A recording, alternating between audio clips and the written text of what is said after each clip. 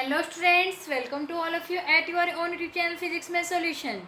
बच्चों, जो लास्ट हमने कोऑर्डिनेट ज्योमेट्री की वीडियो की थी, हमने उसमें सेक्शन फार्मूले के बारे में पढ़ा था। भी सेक्शन फार्मूला होता क्या है और उससे किस प्रकार हम पॉइंट्स के कोऑर्डिनेट निकालेंगे और कैसे, अगर रेशियो ना दे रखी हो तो रेशियो निकालेंगे।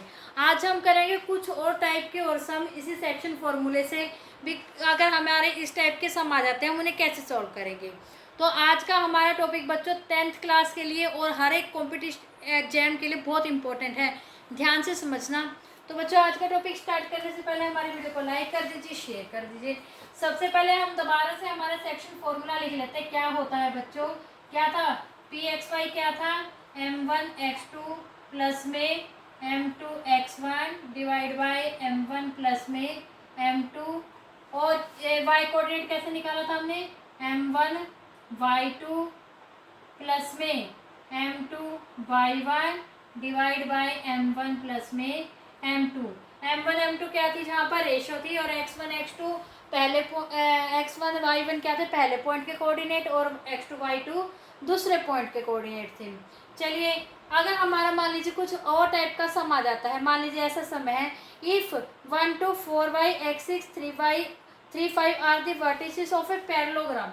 एक पैरेललोग्राम दे रखा है बच्चों, मान लीजिए ऐसा कोई, क्या है ये, एक पैरेललोग्राम है ना बच्चों, पैरेललोग्राम। इसके मान लीजिए पॉइंट हम मान लेते हैं A B C D.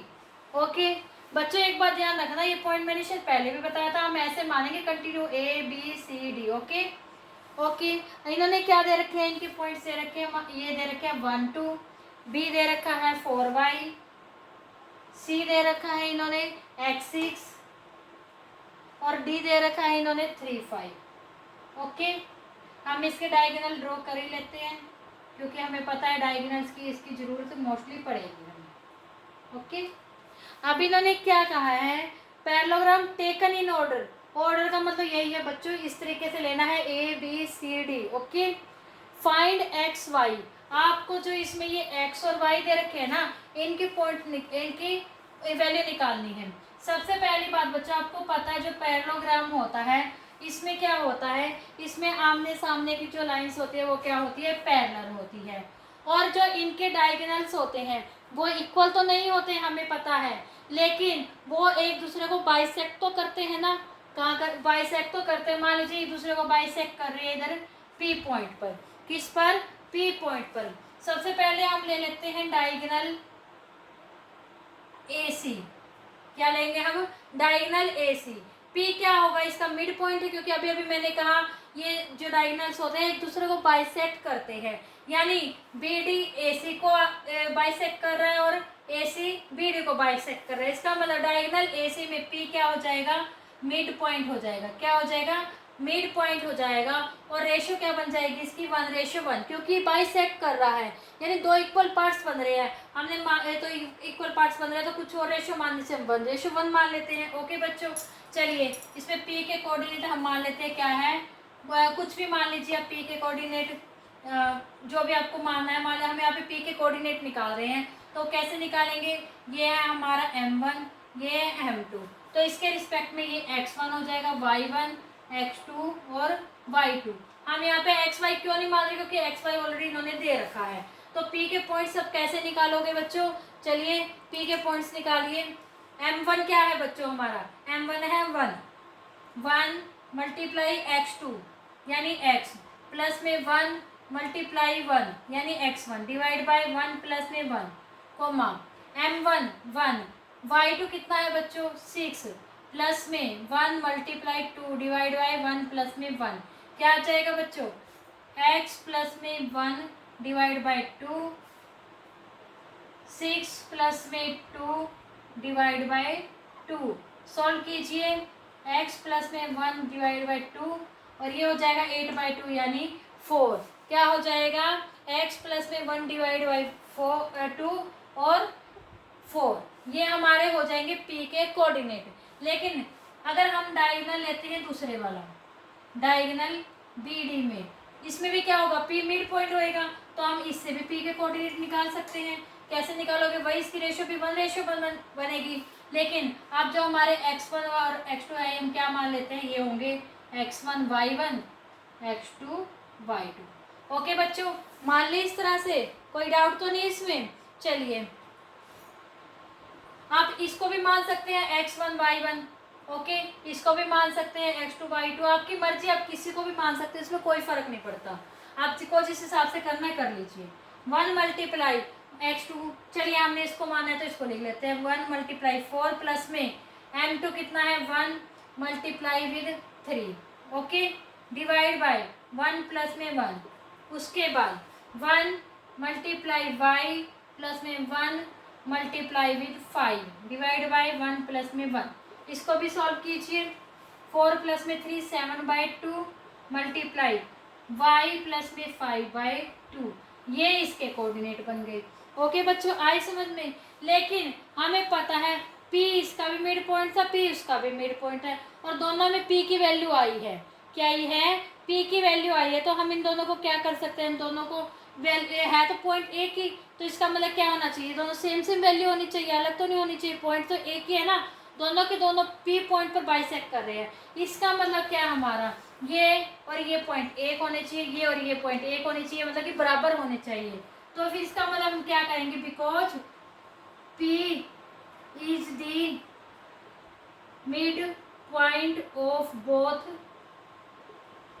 Diagonal of parallelogram, so x plus में 1 divide by 2 is equal to 7/2 and y plus में 5/2 इज इक्वल होना चाहिए 4 के। पॉइंट तो एक ही है, इसका मतलब दोनों वैल्यू क्या आनी चाहिए, हमारी इक्वल आनी चाहिए। तो हम इन्हें इक्वल रख दें, क्रॉस मल्टीप्लाई कीजिए, यहाँ पे क्या हो जाएगा 2x प्लस में 2 इज इक्वल टू 14। हमारा इधर सॉल्व कर लीजिए, यहाँ पर क्या आ जाएगा, हम 2 को उधर ले जाए तो क्या बन जाएगा 2x is equal to 14 minus 2, 2x is equal to 12, x is equal to 12/2, यानी x की वैल्यू तो हमारी आ गई 6। हमें x और y की वैल्यू निकालनी थी। चलिए अब यहाँ से हम y की ओर निकाल लेते हैं, इसको भी क्रॉस मल्टीप्लाई कर लें। y प्लस में 5 is equal to 8, y is equal to 8 minus 5, y is equal to 3। हमारी ऐसे यहाँ से क्या आ गई, x और y की वैल्यू आ गई। आ गया बच्चों समझ में। अगर हमारा इस टाइप का सम हो तो हम कैसे सॉल्व करेंगे। और मान लीजिए कोई और टाइप का हो, चलिए अभी बताती हूँ मैं आपको, 1 से 2 टाइप और बताती हूँ जल्दी जल्दी, आप लेकिन अच्छे से समझ लेना बच्चों उसको। चलिए मान लीजिए कोई ऐसा क्वेश्चन दे देते हैं, आपको कोऑर्डिनेट बताने हैं, एक पॉइंट है ए, किसके कोऑर्डिनेट बताने हैं, ए पॉइंट के कोऑर्डिनेट बताने हैं। अब तक तो हमने मिड पॉइंट के लिए थे, अब इन्होंने मिड पॉइंट के नहीं पूछे, और पॉइंट के पूछे। मिड पॉइंट से मतलब मिड नहीं, यानी उस लाइन जो भी हमारी ए बी लाइन सेक्शन है उस पर जो पॉइंट होगा वो किसी भी रेशियो में हो उसके कोऑर्डिनेट निकाले हैं। लेकिन अब हमें किसके निकालने हैं, ए के निकालने हैं। Whose A B is diameter of a circle, एक सर्कल है बच्चों, ए बी क्या है, इसका डायमीटर है। क्या है, ए बी इसका डायमीटर है। ओके, इस ए के हमें क्या करने हैं, कोऑर्डिनेट निकालने हैं। तो हम इसके एक्स वाई मान लें, कोई दिक्कत नहीं हो तो। ओके, और इन्होंने क्या दे रखा है, हुज सेंटर इज 2-3, सेंटर के पॉइंट इन्होंने दे दिए 2-3। ओके, मान लीजिए ये हमारा पी पॉइंट है, और बी पॉइंट के भी कोऑर्डिनेट दे रखे हैं 1-4। आपको इन्होंने क्या कहा है, इसके कोऑर्डिनेट निकाल लीजिए। बिल्कुल हम इसी फॉर्मूले से निकाल लेंगे। पी के कोऑर्डिनेट इन्होंने दे रखे क्या है बच्चों, 2-3 है। m1 कितना है, क्योंकि ये सेंटर पॉइंट है सर्कल का, तो ये और ये दोनों पार्ट्स क्या होंगे, रेडियस होंगे, और रेडियस कहीं से भी ले लीजिए पॉइंट पे, वो क्या होती है, इक्वल होती है। इसका मतलब रेशियो क्या बन जाएगी, 1:1। चलिए 1 मल्टीप्लाई x2, इसे हम x1 y1 मान लें, इसको हम x2 y2 मान लें। हम उसी तरीके से सोल्व करेंगे बच्चों। x2 क्या है 1, m2 1, x1 x divide by 1 plus में 1, 1 मल्टीप्लाई y2 क्या है 4 प्लस में 1 multiply with y divide by 1 plus में 1, 1 प्लस में x/2, 4 प्लस में y/2। ओके बच्चों, अब यहाँ पे लेकिन जो ये कोऑर्डिनेट है वो तो इसके इक्वल है, और ये कोऑर्डिनेट इसके इक्वल है, तो ठीक है बच्चों। 2 इज इक्वल टू 1 प्लस में x/2 हो जाएगा, और -3 इज इक्वल टू 4 प्लस में y/2 हो जाएगा। आप ये सॉल्व कर लीजिए, आपकी x और y की वैल्यू आ जाएगी। 4 इज इक्वल टू 1 प्लस में x, यानी x आ गया आपका 3, और ऐसे इसको सॉल्व कर लीजिए। -6 -4 इजिकल टू वाई, यानी वाई आ गया आपका -10। ओके बच्चों, आ गया समझ में? बहुत आसान है ना। चलिए एक छोटा सा सम और कर लेते हैं, उसमें हमारी एक टाइप और क्लियर हो जाएगी। और मोस्टली हमने टाइप के सम कर लिए, एक हमारी लास्ट टाइप का और रह गया। क्या है? If A and B are दो पॉइंट्स इन्होंने ए और बी दे रखे हैं। एक ये मान लीजिए ए है और ये है बी। ए की क्या पॉइंट है बच्चों? -2 -2। ओके, ध्यान से समझो बच्चों इनको अच्छे से। 2 -4 ये पी के पॉइंट है। Okay, find coordinate of the P. P के कोऑर्डिनेट बताने हैं आपको। मान लीजिए ये है पॉइंट पी, इसके कोऑर्डिनेट आपको बताने हैं। हमने मान लिया भाई एक्स वाई है।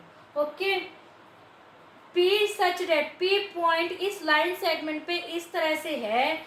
इन्होंने क्या दे रखा है? ए पी किसके बराबर है?